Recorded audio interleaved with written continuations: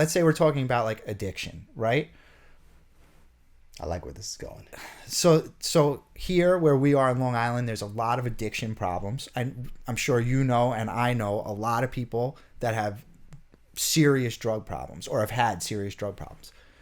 Some of the people that I meet, I feel like, this is so sad to say, don't have the mental capacity to ever enjoy their life enough to not continue to go back to using drugs. But why is that closed-minded? It's cynical. But it's not cynical because you're taking out. Some people can't do it. Maybe to you feel bad about it, and that's why you view it as cynical. But I just view it as they don't have the minimum prerequisite of willpower in order to move forward. And maybe that's just today. Tomorrow that can change. Tomorrow maybe they have some type of life-changing experience, some type of epiphany that moves them forward.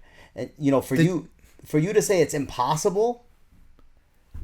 The two people that I'm thinking about, and maybe this will give some context of why I'm saying that. I'm not talking about someone like me or you. I'm talking about one friend of mine that is basically a paranoid schizophrenic.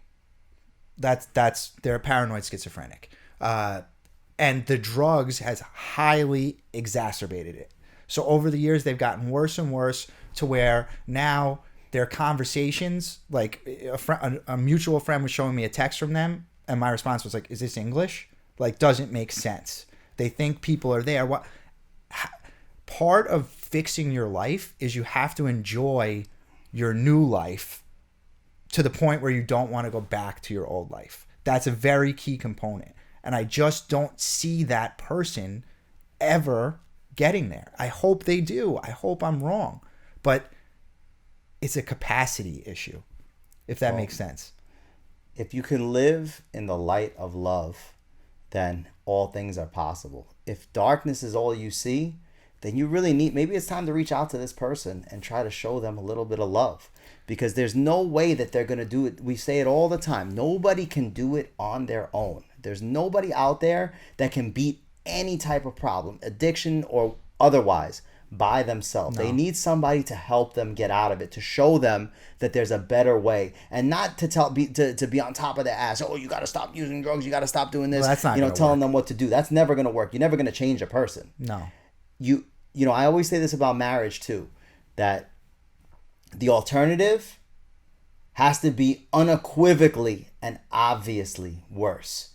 If it's not, then that person's inevitably and undoubtedly going to search for that happiness somewhere else. That was so well said, and exactly my point. Yeah. You have to have a fulfilled life to get over a serious, and I don't know what you're exactly referencing, but it fits perfect. Nothing exactly. I'm just saying that in general, learning about people. I mean, this is an evolution. Somebody told me the other day, like, oh yeah, because it's cool to be the same all the time and never to evolve and become something better. That sounds really cool. Because somebody had told them, like, oh, I'm this age, I'm so many years old, like, I'm stuck in my ways, I'm not going to change. And their response to that person was, yeah, because that's cool. It's cool never to evolve and to never get better and to never be, never to try to be a better person. And that goes along with this because... So who do you agree with? I think that people need to evolve. Yes. I mean, people need to evolve, and isn't it obvious? I mean, people need to evolve, and they need to be open to the possibility that their life can be drastically different even tomorrow than it is today. It is harder to get someone, I would say, who's over 50 years old to change. But why is that the number? 50 is the new 40. 40 is the new 30. It's just harder. Like, I think about it with my mom. She's, like, always stressed out. I try to tell her, like, relax. This is not such a big deal. So don't stress out about this. Try this exact method. Try the next time she says, I'm stuck in my ways, this is what I believe. Just say to her in a smug, old Jew boy voice, like what we do when we get mad. Well, oh, yeah, because that's cool. It's cool to never evolve and want to be better or want to be more open-minded. That sounds so cool. That sounds like such a cool way to be. I don't know if she'll... She won't get it, right? She'll just walk away and not listen. I'll try it. And that is a normal thing that people say, like, oh, I'm too old, I'm not changing. I've said it. Haven't you said it? I don't know if I've used that one. Maybe not old, but yo, bro, I'm not going to change. Yo, it's been too long.